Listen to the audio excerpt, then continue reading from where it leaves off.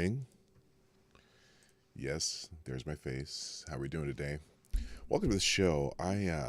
Is that working? Yeah, it is. Okay, good. I should probably restart this real quick. I got a lot to fix because I had a lot of work to do this morning before I got to this. Fortunately, I didn't have to work at that other place, but I did have stuff to do around the house. And so here I am. So anyway, I hope you all have a good morning. I hope you've had a great holiday weekend. I saw a lot of you over the weekend as I did stream Saturday night, I should say early in the morning, and then also on Sunday morning too. Well, Saturday morning, Sunday morning. I guess technically it was twice on Sunday, and we had a great time. We got to hang out at our old watering hole, and we had a great Christmas. For those of you who didn't hear all about that. And now we're just winding down and getting ready for the new year. Why am I so soft? That's weird. Check. There we go. That's a little better. And I figured out what was wrong with my Twitter Spaces thing. I think I was getting a feedback loop through my headphones because I have a really good microphone that picks up really stuff. But it also sometimes picks up my headphones, so I got to make sure I direct it in the right direction. What did I call this? I'm late. How am I late? Late how? I'm like right on the button today for a change. What time did you call this? You're late. Okay. I have no idea what you're talking about. So anyway, so today we're kind of gonna get just caught up. What I want to do, the title is based on something I saw on Twitter this morning. That I got a good chuckle at. But today we're actually going to just get caught up on different news stories on different places that are from different social media. Because I was looking at what different headlines pop up on different social media today. The ones that I'm on. Now look, remember, I have markers pretty much in every social media platform at PDawgKnight, wherever you go. And so I want to look at some of the stories, just kind of the first stories that I see or notice on each of those platforms this morning. So that's what we're going to do.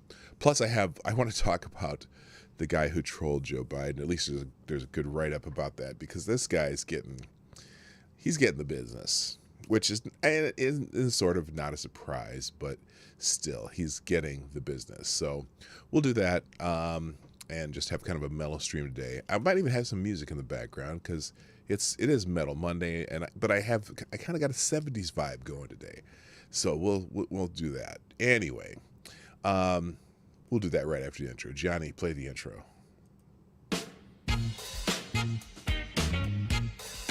Ladies and gentlemen, coming to you live from the Lucky Dog studio in a hidden location somewhere in the upper Midwest of the United States of America, it's a brother making his own way, but with all the wrong opinions.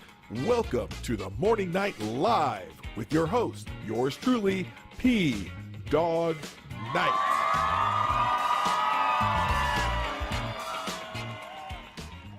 All right, stop the music. What the heck did I do there? There we go. Stop the music. Good morning, everybody. Welcome to the Morning Night Live. I'm your host, Marty, also known as PDawgKnight on the internet.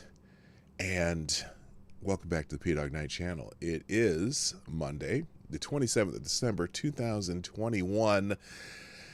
4 more days, and then we jump into a new year. So I was thinking about this. One of my sisters said something to me that I thought was fairly profound, because and this is one of my sisters from Nigeria, and I asked her about New Year's resolutions, and she says, well, I don't make New Year's resolutions, because if you wait until the new year to make a resolution, you might miss something that's important.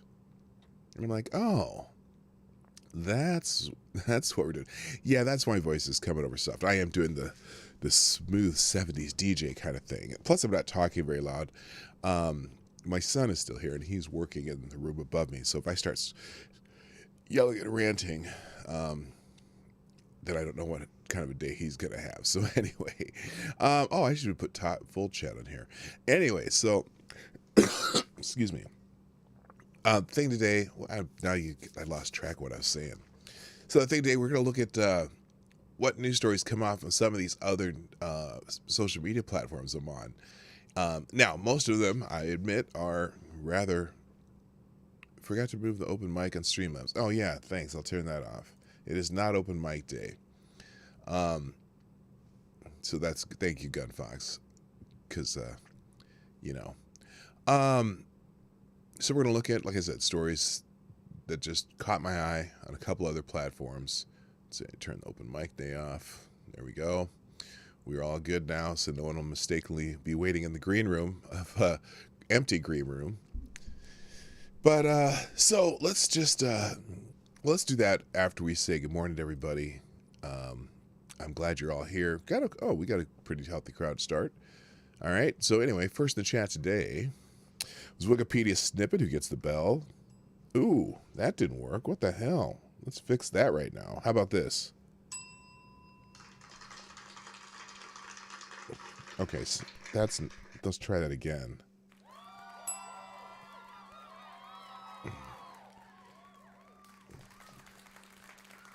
What? Okay, that's why you test things before you get here. But I didn't, like I said, I've been doing stuff in the house. Try this again. Hey, look at that. Boomer tech. All right, and also good morning, Gunfox61, the ever faithful administrator of our Discord server. Always, if you're not on the Discord, the link will be popping up in the chat. You can jump on there. There's a lot of bonus news stories and all kinds of great stuff on there. Also, good morning, Mike Savage, Blarg, Jesse Leon, Advocatus Diablo, the Devil's Advocate, Paul Farrell, What's Happening, James PFP, Legit Low Talker, Select a Boy. Yeah, boy. Also, good morning to whatever that person was. I'm gonna read. Looks like we already took care of this bot, and also. Good morning to, where are we at here? Somnable Nations in the house. Good morning. Maddie's here. Good morning. Also, let's see. Spud Gun, what's up? I said James VP. Roasted Opinions, welcome back. I hope you can hear me now. Also, Jaeger Pony, my favorite Canadians in the house. And, am I done? Do I got everybody? Oh, no. Rock Hopper's back. Nice to welcome back. And I think... am I caught up? I got everybody? That's everyone who's here now. Please share the stream. I think what I want to do... Now, I'm not going to do a shot today. It's tempting, but I'm not going to do a shot today if we get to 50 likes. But if we can get 50 people here, that'd be great. So help me get to that. That would be fantastic. So anyway, this morning when I got on Twitter, this was one of the first things I saw. And I want you to listen to this very carefully because it's trending today. And let me see if you can figure... Well, you know why it's trending because I already wrote it in the title. Oh, I still have a Christmas background. Well, it's still Christmas technically. All right. It is... Oh, and by the way, real quick, thank you to Somnambule Nation and Maddie and Tyler for tweeting out the show or retweeting my tweet. That's great. I appreciate it. Share the stream on any platform. I'm on Twitter, Gab, Minds, CloudHub, Parler, Getter. I have markers on all those, and I will be on whatever the former president with the funny hair puts up on Truth Social. I have a marker there saving my name. So, and then also, I'm also on like BitChute, Odyssey, Trovo, DLive. Although I don't stream on those are kind of backup things. So if I ever get the yeet from YouTube, which I hope I don't, I'm a pretty mild-mannered guy. Sometimes. But if I ever get yeeted from any of those platforms, then I will be still alive on those. You can, if you follow me on social media, you'll know where to go. Because I'll probably do multi-streaming on multiple platforms if I ever get the boot from YouTube. So there you go. Real quick, thank you, Gunfox61 for sponsoring the show. And Gunfox61... You are the new Streamlabs Superstar sponsor of the day. Thank you very much for sponsoring the show. If you want to sponsor the show, there are several ways, but YouTube Super Chats and Streamlabs are the best during the show because then I'll read what you talk about. If you want to give 30% to Susan, use YouTube Super Chats. If you don't want to do that, you can go to PDawgKnight.live and sponsor the show there up in the upper right-hand corner. This boomer moment. Apparently this is an ad. Let me just take a sip of my cup of reparations first. This boomer ad is... Oh, excuse me. I boomered the boomer moment. This boomer moment is brought to you by American Company for all your best needs, from hammers to ropes and wood choppers and everything in between. American Companies by American. Okay, I added that last part, but thank you, American Companies and GunFox, for sponsoring the show, as you often do. I greatly appreciate you. In fact, I think GunFox is the biggest sponsor of the show for the year. So and I appreciate, you don't know how much that I appreciate that.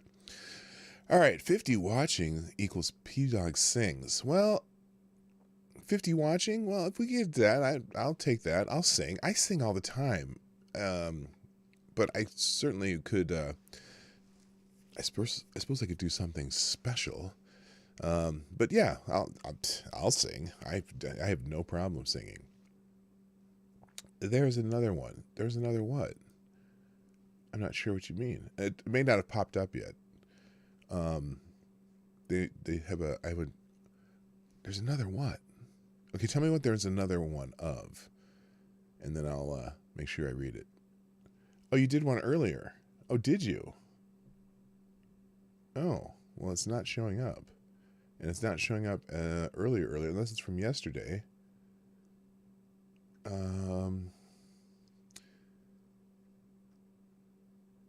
Because I would be sleeping at the moment. Now, I have one from yesterday when we were on the show. Lady Boomer getting a Jaeger bomb is the last one you did. Well, we'll figure that out. It may not have gone through GunFox, so just FYI. All right.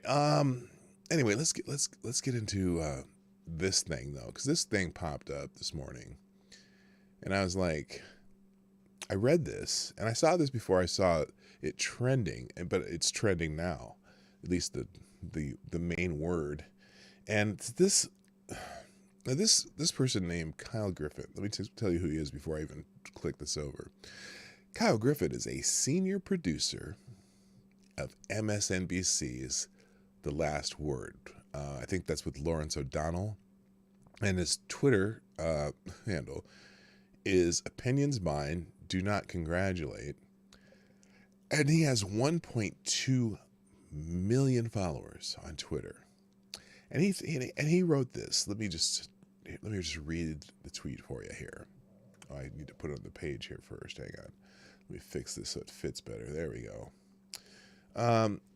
Japan has decided not to send senior officials to the Beijing Olympics in February, a move that will align it with the U.S. diplomatic boycott over China's alleged human rights abuses.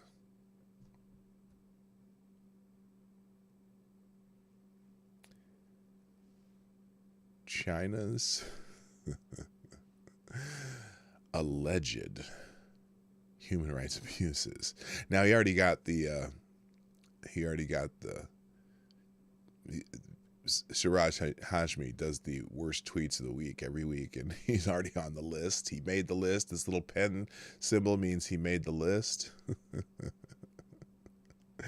But people are not happy about this, mainly because there's obviously documentation of what's going on with the Uyghurs in China. Good morning, Buster's Outlaws, by the way.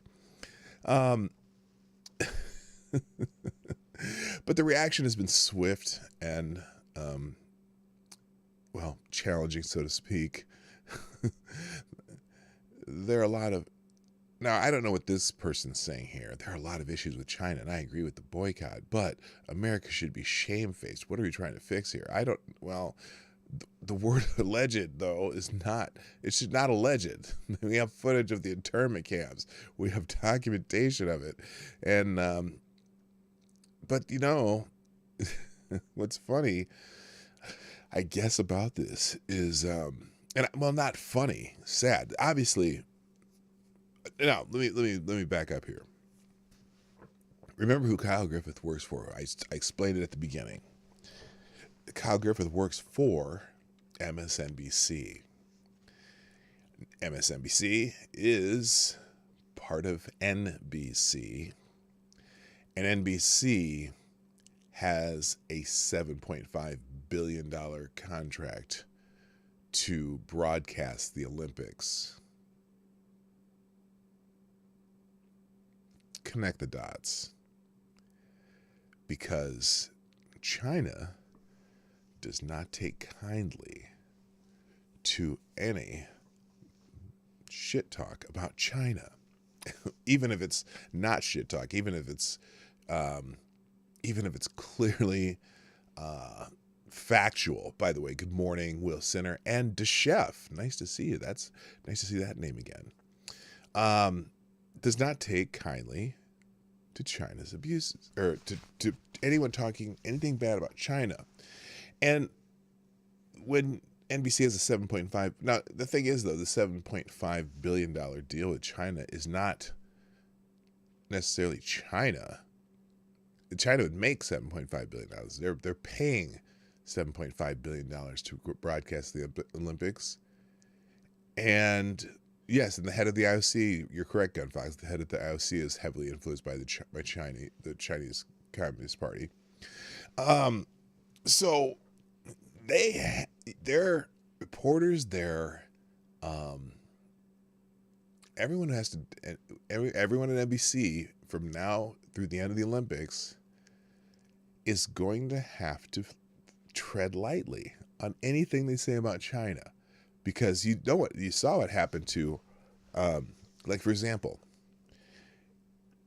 Enes Kanter's a player, an NBA basketball player who plays for the Boston Celtics, and he's from Turkey, and he's very critical of China, right? And the NBA has these huge contracts to broadcast in China, and they sell a lot of merchandise in China and all that, this and that. Well, Enes Kanter is very critical of China, right? There are two teams in the NBA that no games. Oh no, there was just one team now. It used to be two. There are two teams in the NBA that they will not broadcast their games in China, and that is the Boston Celtics, because Enes Kanter is very highly critical of China. So they broadcast every other team's games in China except for the Boston Celtics, because they have one player who's critical of China. Now, this also happened a couple years back with the San Antonio Spurs. One of their assistant coaches had mentioned something about the Uyghurs and the human rights abuses and whatever. And so their team, the San Antonio Spurs, for about a year and a half, and eventually that head coach got fired, but they would not broadcast San Antonio Spurs games in China. And it's a big revenue thing for these teams, because, now obviously the most popular team, no, it wasn't San Antonio Spurs, it was the Houston Rockets. Now remember, the Houston Rockets were the most popular team in China because that's the team that Yao Ming played for. And even after Yao Ming retired, the Houston Rockets were the number one team in China. They sold tons of Houston Rockets gear there, and one of their assistants coach said something critical about China, and everything regarding the Houston Rockets disappeared overnight in China. All their gear was taken out of stores. They no longer broadcast them, and so that's why when you hear about, like, for example, LeBron James doesn't say shit about China, because his jerseys are popular in China. He makes a ton of money from China. So they just basically shut it down. So that's probably, now it wouldn't even surprise me if somebody from China has already written a Karen letter to NBC for him even saying China's alleged human rights abuses. Good morning, Chicago Mike, by the way, and Green Badger Outdoors. So that's why this is trending. So, I mean, when I saw this morning, Steve Miller was saying, oh, this is great, Kyle. Thank you. Hey, we were still kind of wondering about why you inserted alleged into your tweet about China human rights abuses. Well, that, I can tell you, that's probably it. And this is why it's trending on Twitter. Lots of people are talking about this. Looks like they've included, they've changed the topic. It's funny because when they put alleged trending on Twitter this morning, this was not even the first story. Like, you know how they curate their trending topics? And I wouldn't be surprised if this doesn't last long on Twitter this morning. But there are 3 other tweets on the top of top tweets regarding this trending topic. So it's anyway. So like right now, though, everyone's talking about Kyle Griffith's use of the words alleged. Thank you, MSNBC producer, for saying that China's human rights abuses are just alleged and not firmly established. You absolute clown. But here it is, NBCOlympics.com, and the network will have full coverage of all the competitions. That tells you a lot about why this is. He's using the word alleged, but lots of people bringing up Tiananmen Square. Anyway, so. But now it is a trending topic. I wonder if it's even the top trending topic. Let's check that out. It's probably, we'll see if Twitter allows it to trend number 1. Nope, Monday motivation, which is typical on Monday. Let's see how far down the list is. It may be off the trending list. Nope, it's 15th on the trending list right now with 21,600 tweets. Let's see what number 1 has. Oh, they don't say how many on the top ones, but that one is 21,000 tweets in the last hour about the word alleged. Alleged is another way of saying failed narrative. Yeah, kind of. Oh my gosh. If CCP ran the WWE, they would have canceled Hulk Hogan and disappearing him in 1995. Yeah, they probably would have. Yeah, so it's incredible. It's incredible how they have to kowtow to another country just to be able to do the Olympics. I think they should have pulled the Olympics from there anyway, but I think it's too late now the way that works. But anyway, so that was the top story that I caught in the trending section of Twitter. Oh, here's an interesting story. It will probably not surprise you that Chinese-made vaccines that were iffy at best against against COVID Classic are proving ineffective against the Omicron variant. Well, yeah, that's not a surprise. Anyway, let's look at. I want to look at some other social media today because I look at Twitter a lot. I look at. Well, let's see. I don't know if any. The funny thing is, on Gab, I don't really. Let's try this. Let's try the news. News on Gab. Republicans ban. Okay, here's one. Here's a top story on Gab this morning. Republicans moved to ban federal funds to states and cities that allow non-citizens to vote. Now, this is weird. I don't know if you heard about this, but I think the city of New York City, the city council has voted to allow non-citizens to vote in city elections, local elections, school board, city offices, and things like that. Now, I think the mindset behind that, at least in those cities, well, I don't know what their mindset is. I think it's crazy. But the mindset is that if you live somewhere, you should be able to vote for people who are running your schools, people who are running your city, the city where you live. But it opens up, it just opens up a giant can of worms as far as people voting, period. Because it's also states where they're not checking your ID. They're not checking your citizenship status to vote. So basically, they're just making it so anyone can vote for anything, right? Black Hebrew Israelite, good morning. That's right. Merry Christmas to all my white white people. You're a lying dog face pony soldier. Oops, wrong one. I hit the wrong one. Sorry. Gotcha, bitch. Anyway, so Republicans moved to ban federal funds to states, and we'll open up the story here.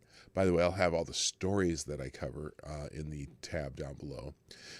Republicans moved to ban federal funds to states and cities that allow non-citizens to vote. Hang on a second here. Which it's probably not going to pass, I guess.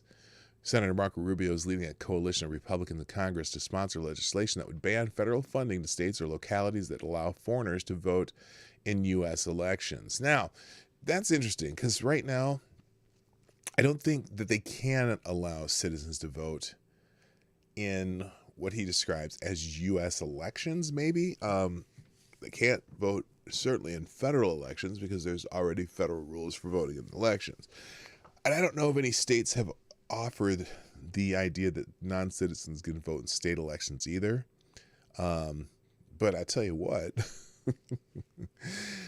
I'm sure there's a way to, well, let me just read the article because I'm going to move on. New legislation dubbed the Protecting Our Democracy by Preventing Foreign Citizens from Voting Act. Okay, stop talking about our democracy. But I mean, we're kind of we're a republic, but we have 50 democracies within our republic. Anyway, the Protecting Our Democracy from Preventing Foreign Citizens to Vote Act was introduced after many liberal municipalities from San Francisco to New York have moved in 2021 to allow non-citizens to cast ballots in local elections. It's ridiculous that states are allowing foreign citizens to vote, Rubio said. However, if states and localities do let those who are not U.S. citizens to vote in elections, they shouldn't get U.S. citizen taxpayer money. The measure is being co-sponsored by GOP Senators Steve Daines of Montana, Tom Tillis of North Carolina, John Kennedy of Louisiana, Rick Scott of Florida, and James Lankford from Ohio. Representative Jeff Duncan, Republican from South Carolina, plans to introduce a companion legislation in the House. Voting in this country is a right and should be solely limited to American citizens. Allowing non-citizens or illegal immigrants to vote, even if only in state and local elections, give foreign nationals influence on some of the most important decisions impacting our families, our rights, and our representation in government, Duncan said. Dade said he was concerned that far-left states and cities have moved to disenfranchise Americans by allowing non-citizens to participate in our elections. Kennedy said the move toward non-citizen voting makes a mockery of U.S. citizenship. The proposed federal law comes a few months after Georgia Secretary of State Brad Raffensperger proposed an amendment to his state's constitution banning non-citizens from voting in his state. Which, it's funny that they have to propose an amendment for that. Are you kidding me? Somebody's having Fat Finger Day. I'm glad it's not me. I have too many writing projects today to fight with my hands. Who has Fat Finger Day? Is that me? Did I spell something wrong in the description? I don't know. Anyway, the name is chosen specifically because protecting democracy is everyone's favorite buzz phrase now. The kind of like what you don't want to protect democracy. Fuck you to Dems when they vote against. Yeah, this is going to be really interesting. It's really interesting because how are Democrats going to react to this one? Because the two biggest states, two biggest cities, or two major cities have already voted to allow non-citizens to vote. I don't know if have any states done it yet. I don't think so. I think it wouldn't shock me if I saw this come up in California or New York or New Jersey, maybe. But I don't know if any state has actually done this yet. I know that some municipalities have, and it's ridiculous. It's like, I don't know. Hello, Big Dro, how you doing? Nice to see you. Also, Nobody Not Me. Welcome to the show. Rubio's bill would prohibit federal funds from going to any state, local government that allows foreign citizens to vote in any federal, state, or local elections, and require all state or local governments to certify that they do not allow foreign citizens to vote when applying for federal funding. The issue of now I can see why they would push this, and I get it anyway. But because a lot of times your state and local funding for certain things, well, first of all, they should end this part. But a lot of state and local funding goes to, or comes from the federal government. Now, I think how about we just stop that? That would be a whole lot better. Let's pare down our federal government. Okay, let's do that. Let's stop subsidizing states for anything. Let's lower our taxes and let states, if they want to implement things that they're currently getting federal funds for, how about we just let that burden go to those states? Anyway, the issue of non-citizen voting first came to a boil at the end of the 2018 Georgia governor's race when Democrat Stacey Abrams suggested the blue wave of voters she hoped would put her in office included the documented and undocumented, the latter a liberal preferred term for illegal aliens. Republicans from eventual winner Brian Kemp to President Donald Trump alleged that she was calling for foreigners to vote. Abrams denied it, saying she only meant that illegal aliens are part of the constituency she planned to represent and was not seeking ineligible voters to cast votes. But within 2 years, several liberal communities have begun the process of allowing non-citizens to vote in local elections. A 1994 congressionally passed law prohibits non-citizens from voting in elections for federal office holders. In Vermont, the cities of Montpelier and Winooski, both with populations under 8,000, have approved allowing non-citizens to cast ballots in municipal elections for mayor, city council, and school board. San Francisco, 9 cities in Maryland, and 2 communities in Massachusetts have all approved non-citizen voting, although the latter are still awaiting state legislative approval. And Chicago, New York City, and Los Angeles, shocker, are also moving forward with plans to allow foreign citizens to vote in local elections. New York City Council voted earlier this month to allow 800,000 non-citizens to lawfully residing in the city to vote in municipal elections. Now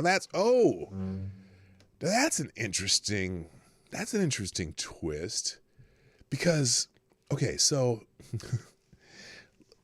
allowed 800,000 non-citizens lawfully residing to vote, or lawfully residing in the city to vote.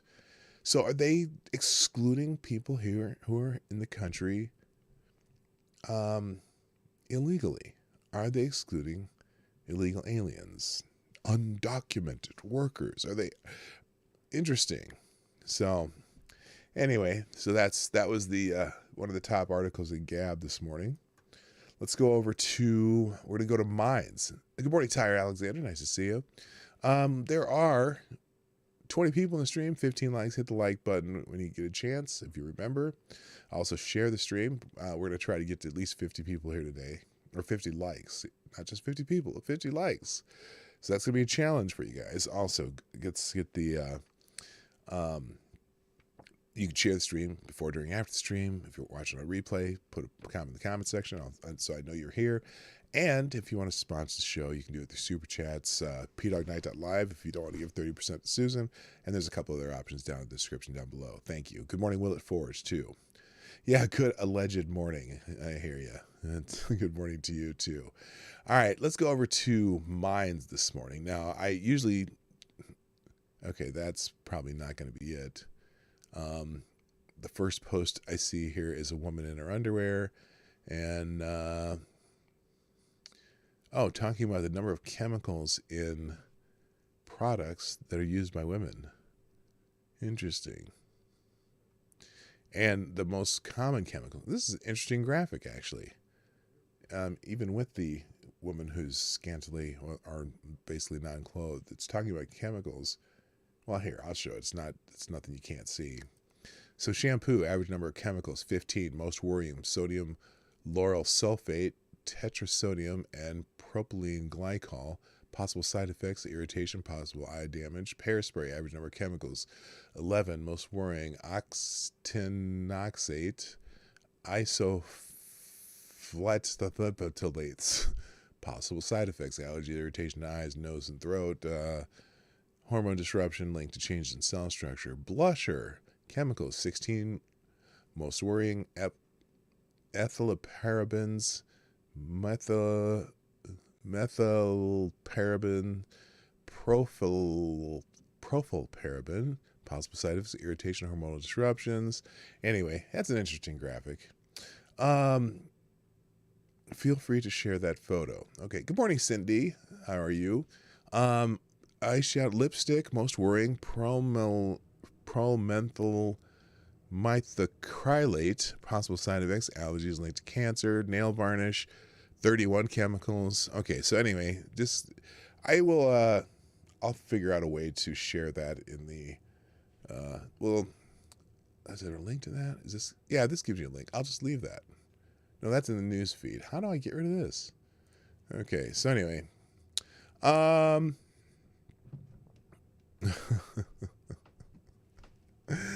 Tim Pool is also on Minds, and this is one of his tweets. That's funny. All right, let's find a story, though. Let's find a story. Okay, Gene Decode. Oh, looks like a video. Let's skip Tim Pool. Wait, where's the... Oh, newsfeed. That's what I want. Oh, I'm on the newsfeed. That's me. Okay, here we go. Let's go. Well, the first one I find on Minds is a Tim Pool article from Tim Pool. So let's check this one out. Joe Rogan sold out Vancouver show canceled due to vaccine mandates. I don't even think I can get into the country, Rogan said. Uh-oh. Hello, Geezer Pleaser. Nice to see you. If this about... Okay. PC Memes linked to this stream. Really? I don't know what PCMemesNet.net is. Some gossip thing? No, not at all. The alleged was talking about Kyle Griffith's tweet this morning. But welcome to the show. Don't eat Geezer Pleaser because that's just somebody... Okay. That's just somebody who came here. I wonder why I would be on PCMemes.net, though. I'm not going to click it, though. Anyway, Joe Rogan canceled due to mandates. I don't even think I can get in the country, Joe Rogan said on a show, The Joe Rogan Experience. I don't think I can even go. And even if I do go, I don't trust that Vancouver is not going to follow suit with what Toronto did, where they cut the capacity to 50%. He added, I'm not vaccinated. I'm not going to get vaccinated. I have antibodies. It doesn't make any sense. Ticketmaster confirmed the show has been canceled, noting that all tickets would be refunded without purchasers needing to take any action. The April 20th show was scheduled to take place in Vancouver at the Rogers Arena, home of the Vancouver Canucks. Canucks Sports and Entertainment released a statement on December 17th announcing new limits on the event center's capacity due to regulations issued by the government of British Columbia. As per the announcement today, by the province of British Columbia and the provincial health officer, capacities at Rogers Arena and Abbotsford Centre would be reduced to 50% as of Monday, December 20th, with rising COVID-19 cases in and out community, or in-out community, whatever that means. That must be Canadian speak. We continue to work closely with local health authorities as we support each other to keep the community safe. They're keeping you safe. As the pandemic continues, said Michael Doyle, the president of business operations. So, I'm not surprised. I mean, Lady Boomer and I have been wanting to go up to Nova Scotia for almost 2 years now, but we've been hampered by the stupid 19. So we just, we're going to wait until we can go. And if we have to wait 2 or 3 more years or whatever it takes, we're going to wait, because I'm not changing what I'm doing. I mean, she's fully vaccinated. I've already had it.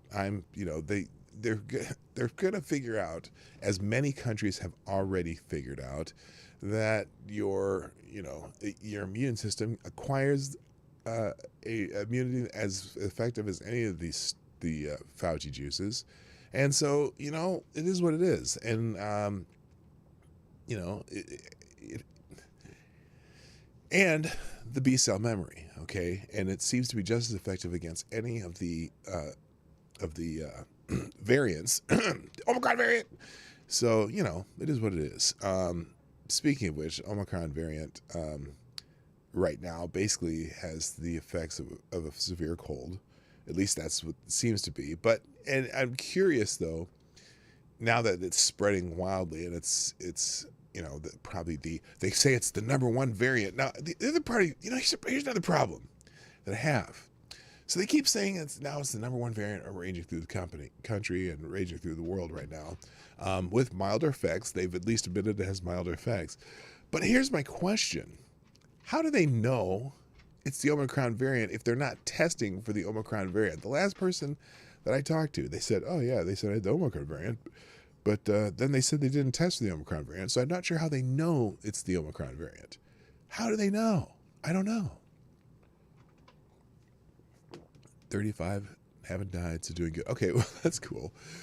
Are we familiar with IP2? I'm not sure. Anyway, so we're gonna postpone our trip to Nova Scotia, but it's kind of an important trip for us because that's where my wife's 7th level great grandfather built a home, and they named a town after him, and the home is still there. It's in the I want to say 1780 he built the home, and it's still there. So when will we get the Megatron game area? I don't know, man. They're going to come up with something just before the elections next year, I'm going to guess. So anyway, good morning, Jim Beam. How you doing? Nice to see you.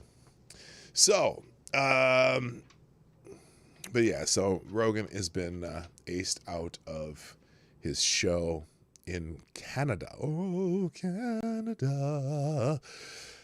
Okay, moving on. Let's see what a top story in Cloud Hub today, or at least the story that catches my eye. Let's just see if we can scroll through and find one. Today we're just doing the a media rundown. What is this? Ever heard of Tesla's violet ray therapy? No, probably not. They've removed any mention of it from medical journals because it works and it doesn't cost anything. A customer cured is a customer lost. Okay, I have no idea what this is about. Let's see if we can, I don't know if I can make that larger. Okay, you can't see this because it's so small on your screen, but I can read it. Tesla's coil violet ray technology creates ozone penetrating the skin and can act as a disinfectant in the cells of the body. Ozone kills stupid 19 in the cells, a form of light disinfectant. They were talking about this during the last year when the big myth of Trump saying to inject bleach when he did not say that, but they were talking about types of light therapy. Oh, hey, hello, Russian person that I can't pronounce your name who's a bot. How about we get rid of you today? Let's see. Goodbye. So anyway, they were talking about that, and they were trying to figure out how they could use ultraviolet light to, who could, eliminate the virus, right? Because we know that sunlight has an effect. Actual sunlight has the effect of the virus, right? That's why, you're probably safer doing outdoor activities than indoors because the sunlight, and I'm sure it has something to do with vitamin D or something, gets rid of the virus. So anyway, this is something the violet ray was originally developed by the famous scientist Nikola Tesla. Tesla was successful experimenting on disease and rejuvenation with ozone in the late 1800s and the early 1900s. In the 20s and 30s, oxygen zone therapy was used in hospitals, clinics, and sanitariums.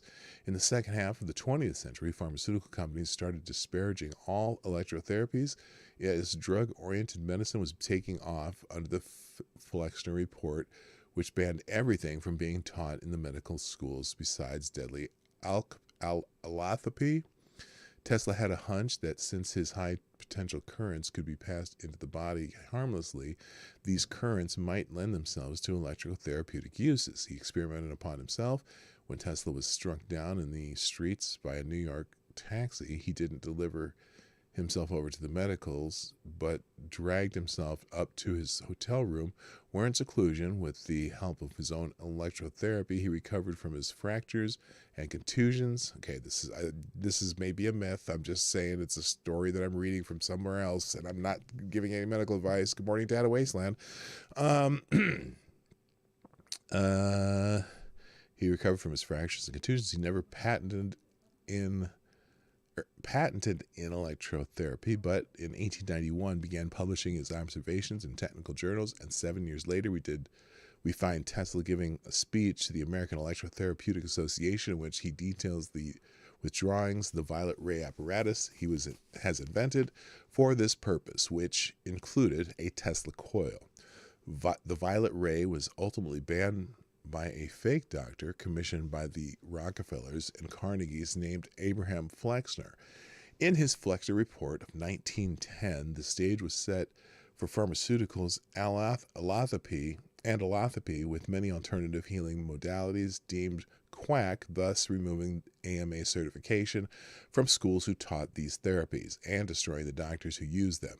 The USA is the only country in the world where ozone therapy and electrotherapy are banned.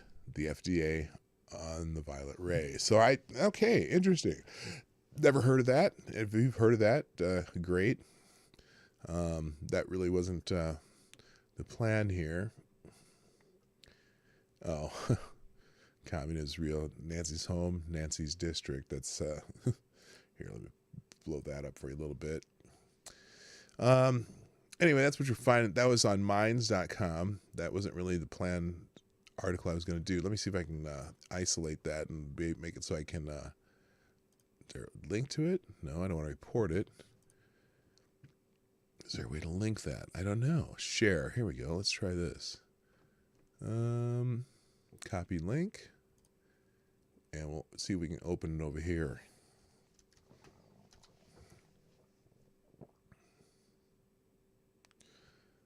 Okay, that didn't do what I was thinking it would do. Oh, this is from Cloud Hub, I see. Okay. Yeah, I don't know how that works. Anyway. Well, I'll leave it open and see if there's a way to... No. I guess you might have to be on Cloud Hub for this one. Interesting. All right. Apparently you can't. Let's try this again. Copy link. Open a page, paste. Oh, I see what happens here. Get rid of that. Get rid of this. Let's try that. Okay, there it is. Maybe you'll be able to see it if you click the link. We'll find out later. Anyway, all right, let's move on. Let's see what's in Parler today. I know there was an article up here on the right-hand side that I was going to pull up. Oh, no, it's not there. All right, well, the first one here, let's go. There's a couple here. Let's talk. Oh, let's do this one. So Antonio Brown, he's a player for the Tampa Bay Buccaneers, apparently got caught with a fake vaccine card. And, hey, Shaitlin's Advocate, good morning. I still say Tesla's design would have been ushered in an advanced era that the powers that be didn't want to happen. I'm not... Yeah, you know, a lot of things get pushed aside that are not good for certain other entities, aka giant corporations that could lose money if they lost certain abilities to do what they do because some new technology comes along that just destroys them. And Tesla's an interesting person in history in that regards. He invented a lot of things, and you know, we don't know what worked or what didn't, but he sure made a lot of cool stuff. And someone else, who else did I just see pop in? Did I have, Asian Research Directorate. How you doing? Hello, Snoopy. Welcome to the show. I'm glad you're here. Wait, let me check something real quick before I go into this story. 23 the room, 24 likes. Well, you're way ahead of me. We're still trying to get to 50 today. So if you'd share the stream, that would be great. See if we can get 50 people coming through, and you know, we'll see what happens there. All right, let's go back to this one came out from Parler. I'm pulling articles from different. By the way, if you're just getting here, we're just kind of getting caught up in the weekend by pulling stories from the various social medias that I have a marker on. And so we've done one from Gab, from Minds, Twitter, CloudHub, and now we're on Parler. So here we go. And this is just an article from the Daily Caller. But anyway, Antonio Brown has a bizarre meltdown when asked about a fake vaccine card. Antonio Brown had a bizarre reaction to a simple question about his fake vaccine card Sunday. The Tampa Bay Buccaneers receiver was suspended for multiple games after he skirted around the NFL's stupid 19 protocols with a fake vaccine card. Well, damn, he sure didn't want to talk about it after beating the Panthers. Let's see, do they have video here? Let me see. Here, let's watch the video. Here's his answer to this reporter's question. As soon as it pops up here. I want to make the see it better. That's probably pretty good. All right, here we go. Plus, it's a little tiny thing here. Hang on. Coach Arian stood by your side and he brought you back. Just what did it mean for you after being here for a year to have a coach Next question. standing in your corner? Next question. We just want to talk about this game. We don't want to waste no time with you guys writing bogus. Respectfully, Yeah. Antonio, we haven't talked to you yet. We haven't Yeah, talked but to I you don't in a want to long talk time. about that. You guys is all drama. It's all about football. We didn't talk about Carolina. I don't want to talk to you guys. Coach Arian stood by your side. And So anyway, he didn't want to talk about it. Someone's so let's see here. When asked by Jenna Lane about the situation, he refused to discuss his fake vaccine card, stating he didn't want to talk to the press about it at all unless it was about the game. You know what? It's a football game. Talk about football after the game. Yes, they want to talk to him about that. They can try and catch him later. But they're saying it's an immature reaction. It's drama. I think he's kind of right. I don't give a shit. But someone's saying, what the hell's wrong with this guy? What the hell is wrong with Antonio Brown? And what's up with his childish attitude? You can't get suspended for multiple games because you faked being vaccinated and then expect people not to ask about it. Well, okay, I get the point there, but I can also understand why he wants to not talk about it. Maybe the management said don't talk about it. Maybe this lawyer said don't talk about it. Maybe he can have a better way to say it, but still, I can understand why he doesn't necessarily want to talk about it and just talk about football after a football game. So, and also, good point, Tyre. Fuck your papers, fuck your cards, fuck your lambs to the slaughter. Good point. Yes. Very good point. So I don't care why he didn't want to talk about it. Now, apparently, let's see, he posted this photos today from inside the Bucs practice facility. This is the final week of his 3-game suspension. And there's no sound. All right, that's all that was. So, and this, Daily Caller, I'm going to disagree with you here. That's not how life works. You do stupid things and get caught. It's the press's job to hold your feet to the fire. You know what? Yes and no. Yes, it's the press's job to ask the questions, and he can choose whether or not he's going to answer the question. And there's all kinds of reasons why he may not want to answer the question. Okay? So whatever. Moving on. All right, let's go over to, and now we'll go over to Getter. Now, there was one article in Getter that did catch my eye, and it's right up here in the right-hand corner. And it's Vice President Harris, democracy is our biggest threat or national security challenge? Now, this is interesting. Let's see. We'll open that article here. And this came from, okay, this is, it's a Breitbart article.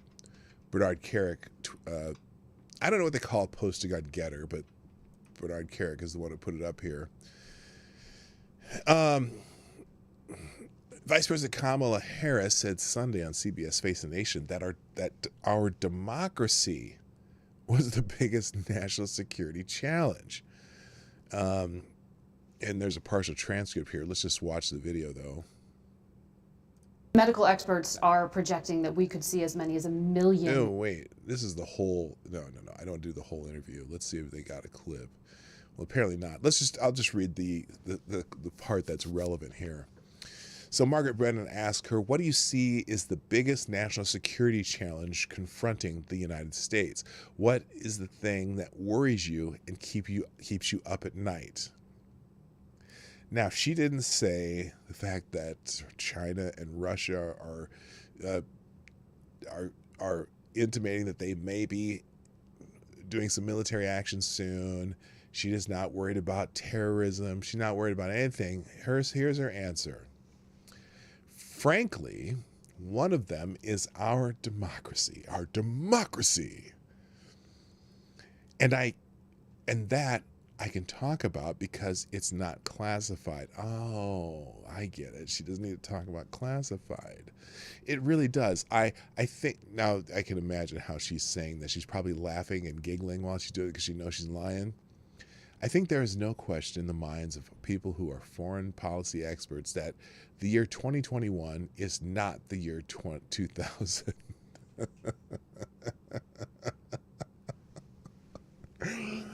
Oh my God, that's a brilliant statement. Do you see the brilliance in that statement? Do you see the brilliance in that statement? I'm going to read it again so you can see the brilliance of that statement. I think there is no question in the minds of people who are foreign policy experts that the year 2021 is not the year 2000. Oh my, that is... I can't tell you how incredibly brilliant that statement is. She continues, I think there's so much about foreign and domestic policy that, for example, was guided and prioritized based on September 11th, 2001. And we are embarking on a new era where the threats to our nation take many forms, including the threat of autocracies taking over and having outside influence on the world. You mean like the Dr. Fauci? And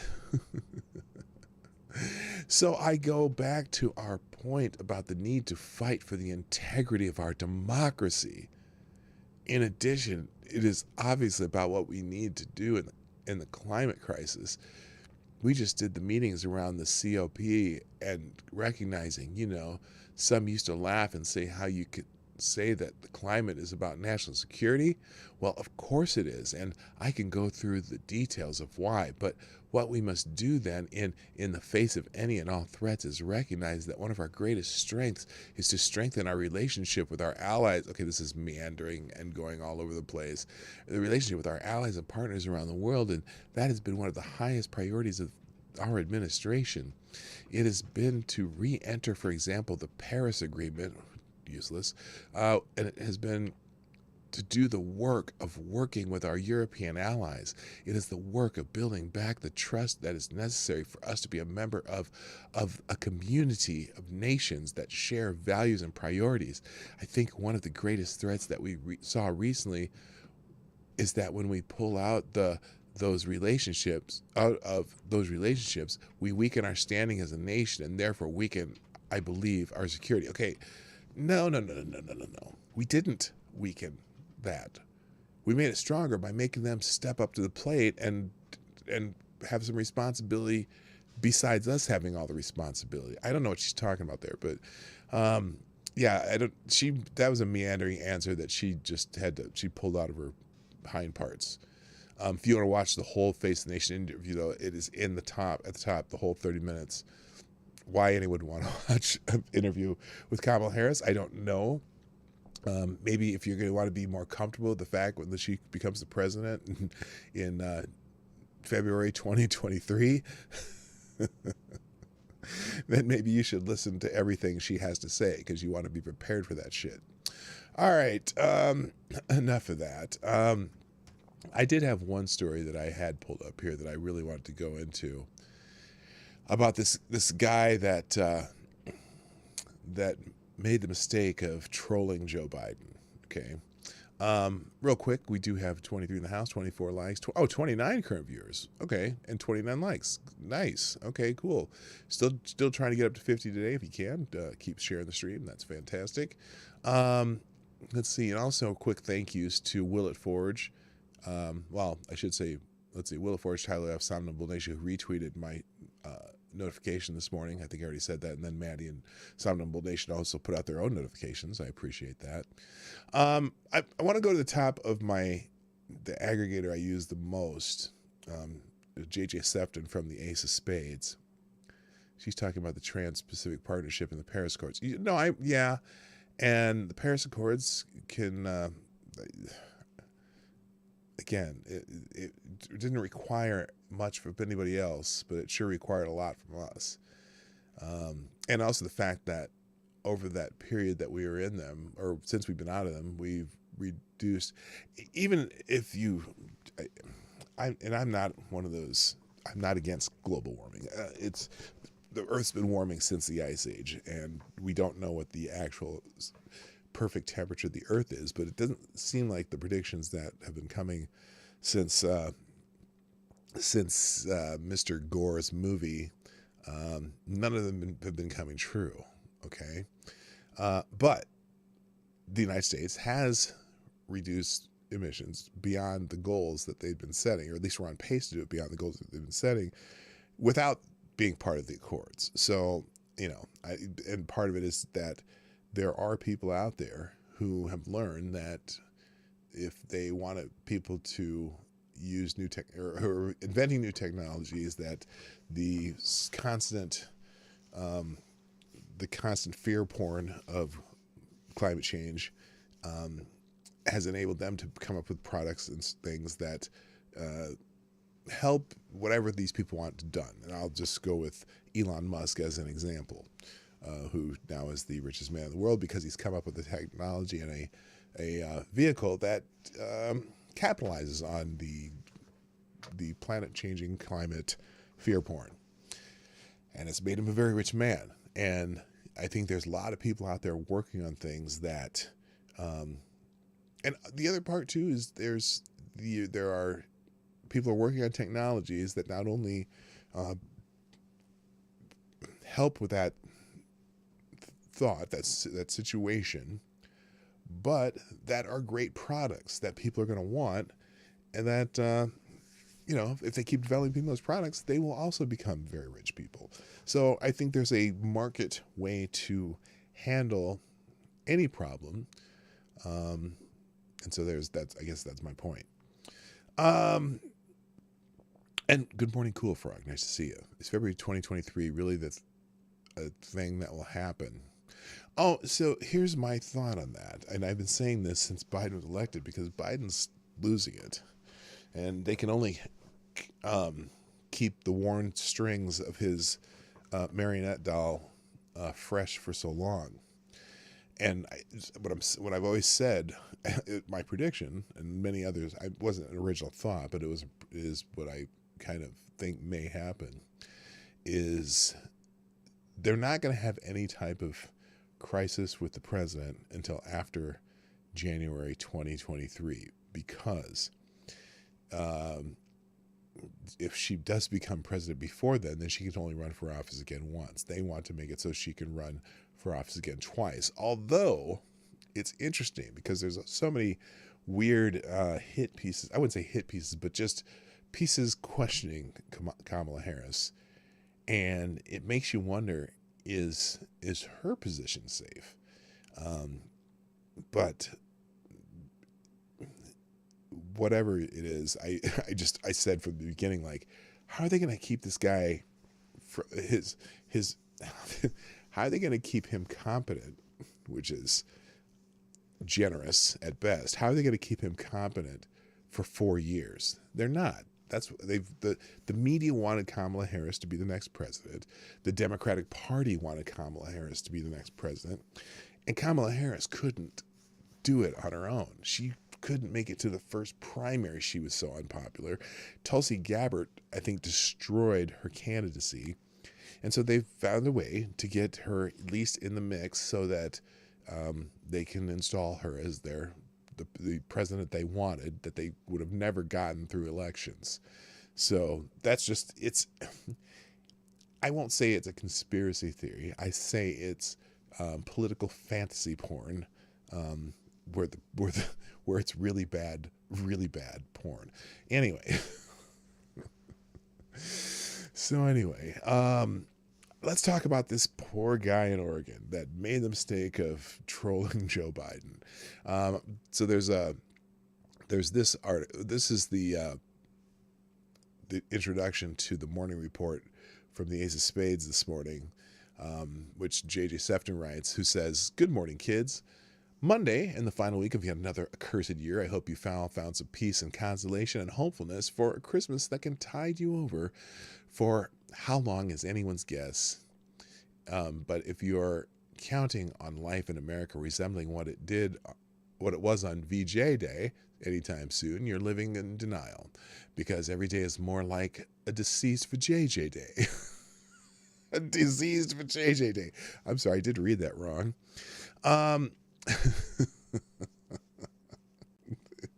JJ said, he cracks me up.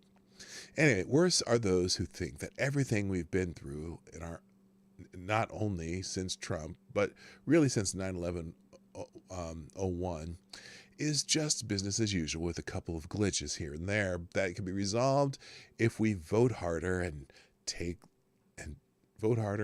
long. The top stories yet again are indicative of the fact that everything collapses in a flaming pile of ruin around the junta that completed the overthrow of the country in 2020.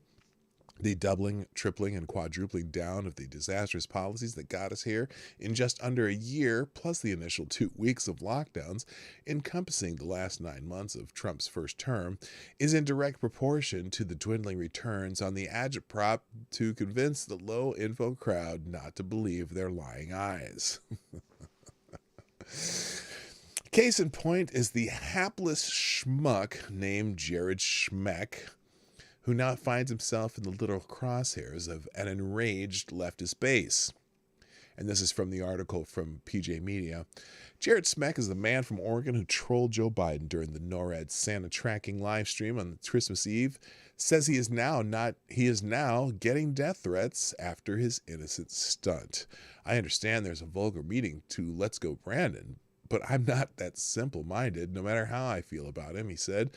He seems like he's a cordial guy. There's no animosity or anything like that. It was merely just an innocent jest to also express my God-given right to express my frustrations in a joking manner. I love him just like I love any other brother or sister. Schmeck insists he meant no disrespect. Schmeck called into NORAD during the event and got to talk to Joe and Jill Biden, who spoke with Schmeck's kids about what they wanted for Christmas. Afterward, Biden wished Jared a Merry Christmas. Quote, "I hope you have a wonderful Christmas too as well. Merry Christmas and let's go Brandon," Schmeck replied. "Let's go Brandon, I agree," Biden said in response. One person particularly triggered, we'll get into Squall as well in a minute. I'll read the rest of that. I'll go back to that original article. Anyway, but they're all completely up in arms about this. But like we were talking about this weekend, films and plays centered around the assassination of W and Trump, and Kathy Griffin posted with Trump's bloody severed head are the highest form of artist expression, eh? Eric? Don't even get me started on the martyrdom of Ashley Babbitt and Rosalind Boyland, and the imprisonment of scores of innocents by this regime for its staged J6 Reichstag fire, the unmitigated temerity of this filthy criminal degenerate mutt who spent most of the last few years shoving his shriveled raisin into a verified Chinese spy. We're talking about Eric Swalwell here. while cheering on the terror campaign that torched several dozens already shitty Democratic shitholes, is off the charts. Nothing new under the sun for these pricks. Recall the fate of Joe Wurzelbacher, a.k.a. Joe the Plumber, 13 years ago when he went off script and actually criticized then-candidate Obama's desire to spread the wealth around tax plan that would essentially wipe out small business. Yeah, remember Joe the Plumber? Some of you might be too young to know about Joe the Plumber. He was this guy who basically Obama was on a campaign stop, and he disagreed with the president very publicly, and he got the nickname Joe the Plumber, and he was dragged through the mud for several months. In some ways, what Schmeck did to Biden was worse. Oh, I'm sorry. He actually confirmed that Joe Biden is non-compos mentis, and in doing so revealed that someone else is running the show and running America into the ground. Naked Emperor or Frank Morgan behind the curtain. Take your pick. So more about that story, though. Here's the article in PJ Media, which we'll have on the list today.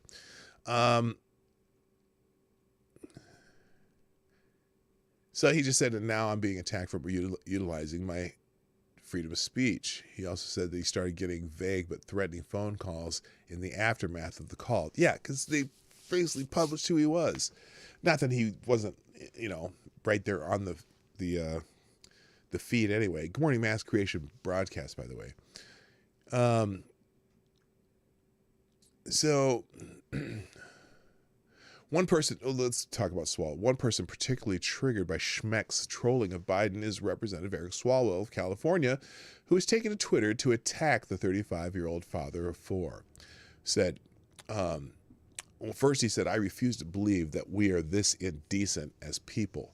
Not on Christmas Eve, Swalwell said on Twitter before invoking Biden's late wife and daughter. Like, come on. It's not like they did. It's not like they died last week. He said, and not to a person who lost his wife and daughter at Christmas time. We are better than this. Be kind and hashtag Merry Christmas. Okay, so he lost his wife and daughter at Christmas time 40 years ago? Was it? It's been over 40 years. I mean, he's sitting there with his new wife on as the president of the United States. What? Yes, he's invoking his wife and daughter while he's sitting there with his new wife 40 years later. That's weak, Eric. And then he had nothing better to do on Christmas Day and attack Schmeck again. Don't waste your time on the pathetic dad who humiliated his family to say F you to the president on Christmas Eve. Well, he didn't. He said, let's go Brandon, which is far less. What's the word they kept using the other day? They kept saying he said something vulgar to the president. Well, no, he said the substitute for being vulgar, which is let's go Brandon. And by the way, let's go Brandon. He's irrelevant. Spend your time asking why Republican leaders are celebrating him. This isn't my parents' Republican Party. This new crew are indecent to the core.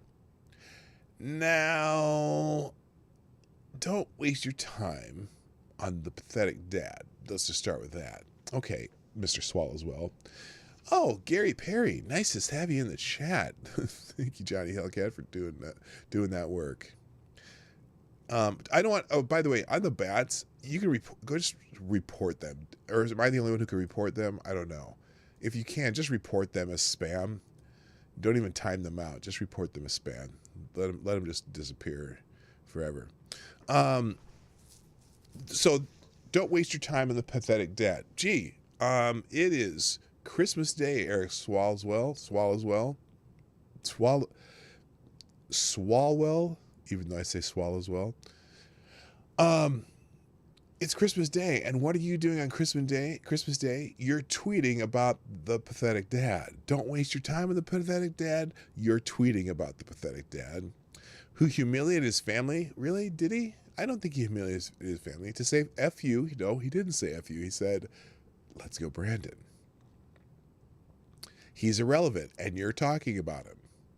Spend your time asking why Republican leaders are celebrating. Are they celebrating him? What? That's the thing. I don't recall any Republican leaders celebrating him.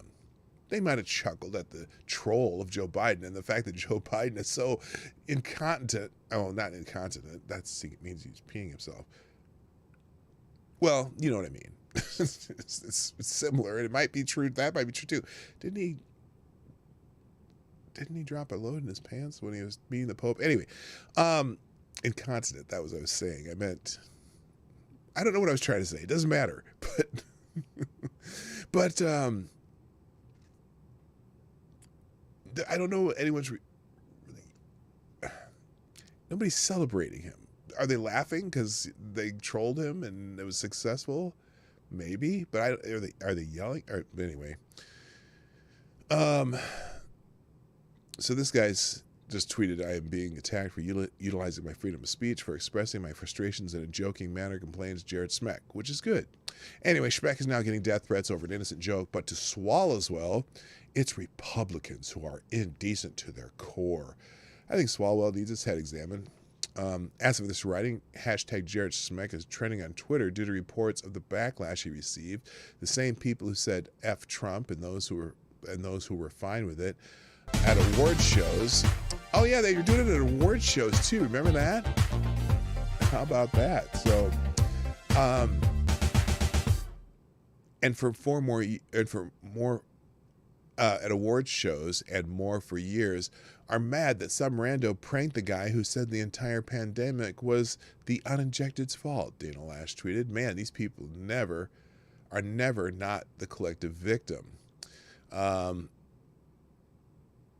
It should be noted that Christmas time is not sacred to him, that attacking a sitting president isn't beneath him. Wait, what? Oh, Christmas Eve 2017. Here's Swalwell tweeting about President Trump. He takes from us and our kids so his friends get richer. But let's not give Donald Trump all the credit for this theft.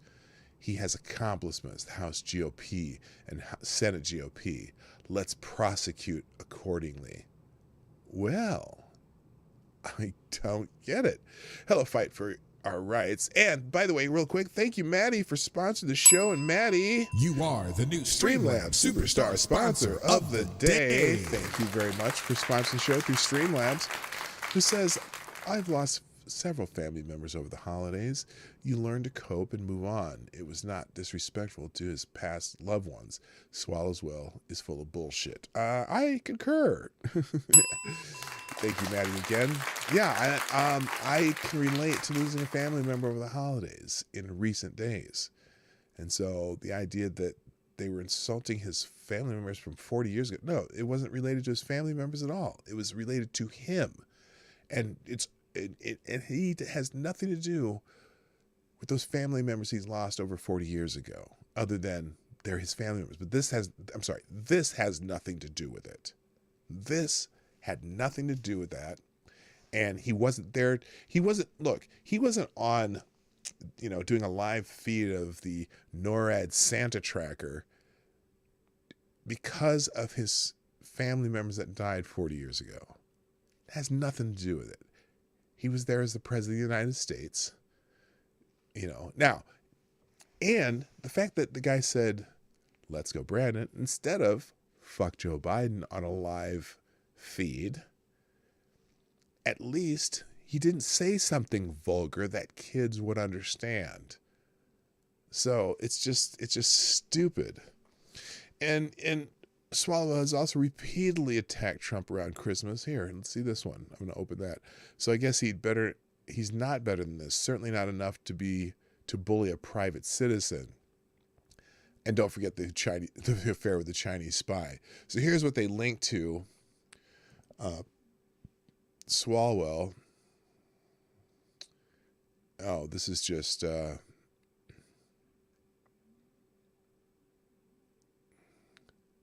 December 24th, 2020. See George Conway's clear summation of Trump's shield them to protect myself scheme. Eric Swalwell. December 24, 2020. Re-examine this. Is this a joke? You voted for this 3 days ago, and foreign aid was what Trump sent over in his budget. You're fooling no one and hurting yourself. He spent the whole day before Christmas tweeting about Trump. Anyway, I'll leave that link open. Fascinating. Oh, and it's 10:20. Plague Dr. Zach, what's up? Zach Osborne, how you doing? Tried to nap, but my niece and nephew are hellspawn. Okay. But they can insult Trump's living family with impunity, but now they are sacred because Emperor Puddin in the brain. Yeah, exactly. So Swalwell's kind of a joke. Anyway, I don't have time for one more. Let me dig up something here because that was kind of where I was at today. I'm going to leave all these links open. I don't know which ones will work on when we do the links after the show, because some of these are on platforms that you might have to be on to see the articles, but I'm going to leave them all open. I'll add them to the list, and we'll go from there. Let's see here. I had one more that I wanted to do if I had time. Let's see. I don't care about that. By the way,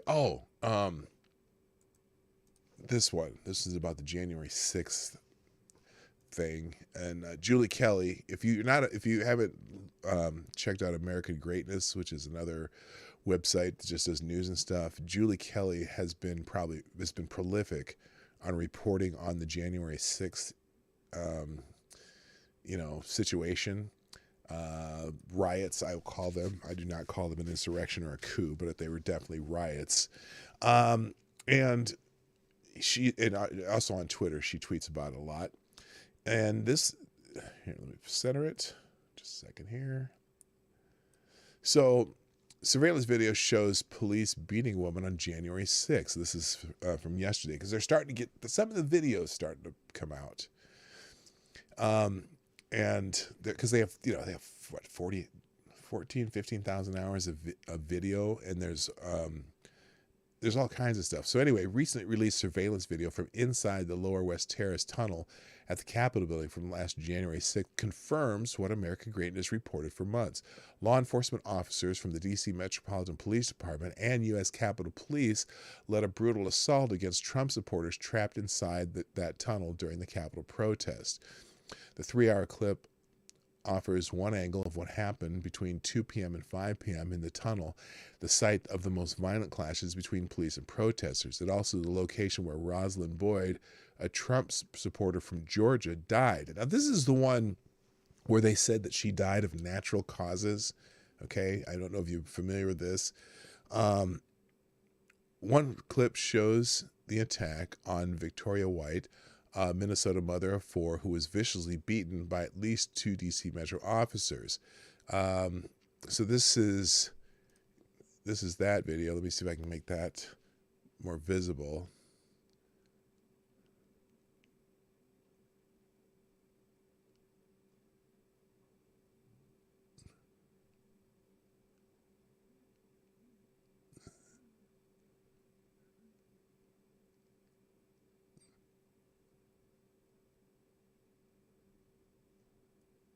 I don't understand what. It's hard to tell what's going on there. There's no audio. But yeah, they're just punching her. Why? Clearly she can't go anywhere. She's stuck there. The video supports what the White House, or what White told me in a series of interviews earlier this month. She was repeatedly beaten on the head with a baton and punched directly in the face numerous times by police. One officer grabbed her by the hair and shook her head side to side. Government charging documents, however, claim White, who is 5'6", weighs 155 pounds, had no weapon, was the aggressor. Interesting. By approximately 4:07 p.m., White's red cap had fallen off. She lost her black coat and can be seen inside the entranceway, grabbing for one of the MPD officers standing on a ledge. An FBI investigator wrote a 12-page complaint. As the video, quote, as the video progresses, the MPD officers attempt to push White back with their riot shields and fend her off with a baton. White is seen in a red sweater, and it appears she is attempting to grab the shield and uses her hand to block the baton. White, bleeding from the head in the photo included in the complaint, was transported to a D.C. police station and released the evening of January 6th. The FBI raided her home and took her into custody on April 8th. In September, a grand jury indicted White on 4 counts, including disorderly conduct. Darth Crypto, an anonymous Twitter account with access to the video footage, produced a separate clip showing the police officer punching another unidentified woman in the face. So here's Darth Crypto's video. Now I think that's the same woman, isn't it? But then you keep beating her with a club. I mean, she obviously can't move. What are they doing? That looks like you see that's the same video. It looks like it might be of White. Oh, here, this is the other one. This is him. I'll use this thread as I look closer at the 1/6 footage. I'm finding many instances of the immense unjustified violent behavior of some officers. I found this unidentified woman in white who is punched in the face as the officers push into the tunnel. So this is the video he's talking about here. I'm not sure where he's focusing on here. Oh, right here. So they're surrounded by officers. And that guy just punched her in the face. Holy shit. He rolled it. He's turned it back, and the guy just clocks her across the face, if you can see that. All right. Anyway.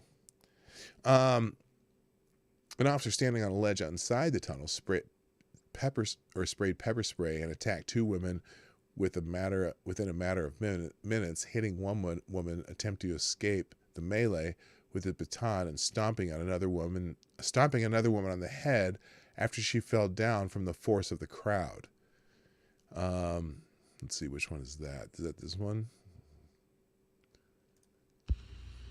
So in this video here, it's a good example of what I've been noticing with these videos, which is that this is not a bunch of officers trying to do their job and clear out the area because these people weren't authorized to be there. A lot of these officers, a terrifying number of these officers, are incredibly violent, vindictive, and intentional, displaying nothing but pure disdain and rage towards the people they're beating. It's quite terrifying. Look at this guy right here in the corner. You can see him. He's covering up. He's essentially trying not to get hit, right? And you'll notice this guy reaches in to try to pull him out because clearly he's stuck there. And what happens? The cop grabs him and throws him back.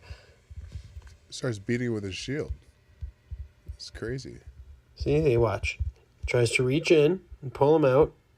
The cop grabs him and throws him back into that corner. Nope, you stay right there. We want you where we can beat you. And then what happens from there, as you can imagine, gets thrown back into the corner, and they proceed to beat him. You see one guy in the yellow right there who's reaching over and beating him with the stick. The other riot cop to the left reaching over and beating him to the stick. Now he's cowering in the corner down on the ground, covering up, trying to reduce the blunt force trauma. That's rage. That's not normal or acceptable. All right, so there's that from Darth Crypto. Another identified person, it's hard to determine from the grainy footage whether it's a man or a woman, trapped in the lower left corner of the tunnel, is beaten by other officers at the mouth of the tunnel. When someone outside the tunnel attempts, okay, that's the same one we're watching, attempts to drag the person out, the officer pulls the person back in the corner of the tunnel and traps him or her with a riot shield to endure more beatings. That's the one we just saw. Protesters witnessing brutality confronted and attacked officers in return. Shortly before 4:30 p.m., Roseanne Boylan's lifeless body was face up on the ground outside of the tunnel. Her friend, Justin Winchell, begged for help. She's dead, he screamed, according to body-worn camera footage. Is that a... Now, they're saying she was trampled. That's the New York Times headline. Look at this. Look at this. Body camera footage shows Capitol rioters trampling over woman. Now, they say video obtained by the Times provides police officers' view of the deadly battle to defend a key entryway of the surging mob. That headline's a lie. They beat her.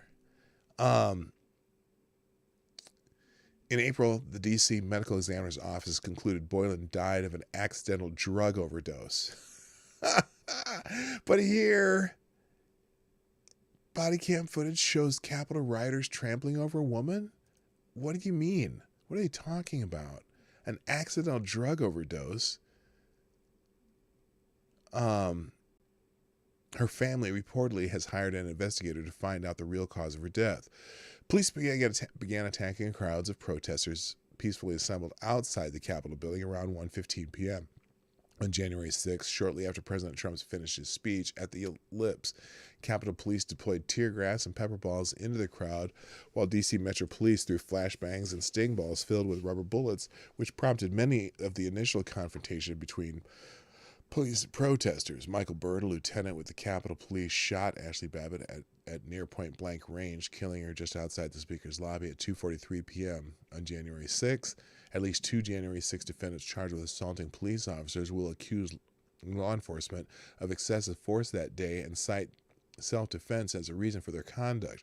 The Justice Department has asked a judge to prevent one January 6 defendant from presenting any evidence that he had a reasonable belief that his actions were necessary to defend himself against the immediate unlawful use of force. Prosecutors also want to conceal the names of officers involved in any altercations with protesters on January 6. Defense lawyers expect the release of more surveillance videos over the next few months.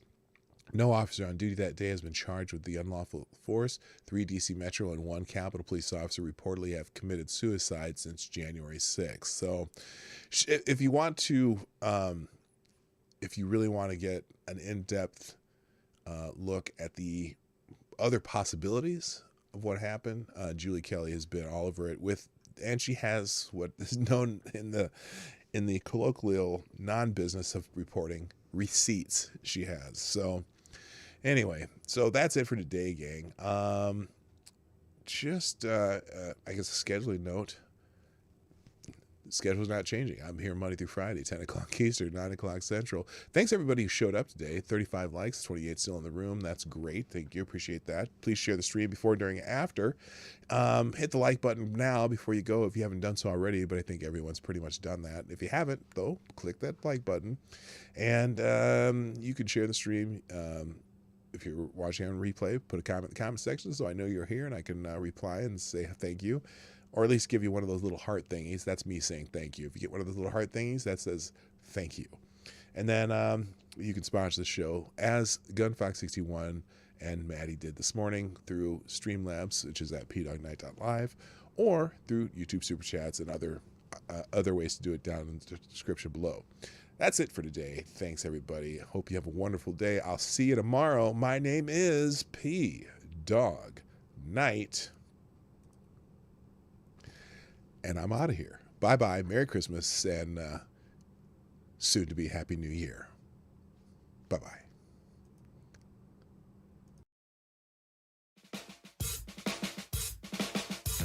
Hey, this is PDawgKnight, and thank you for watching today on the PDawgKnight channel. If you have an observation or remark you'd like to make about this video or my channel, I absolutely welcome you to write it in the comment section down below. I really look forward to hearing from you. And before you go, if you like what you saw but you're not already subscribed, please make sure you hit the subscribe button and definitely click that bell that pops up afterwards so you'll be notified when I post new videos or when we go live. I broadcast my live show, The Morning Night Live, Monday through Friday at 10 o'clock Eastern, 9 o'clock Central.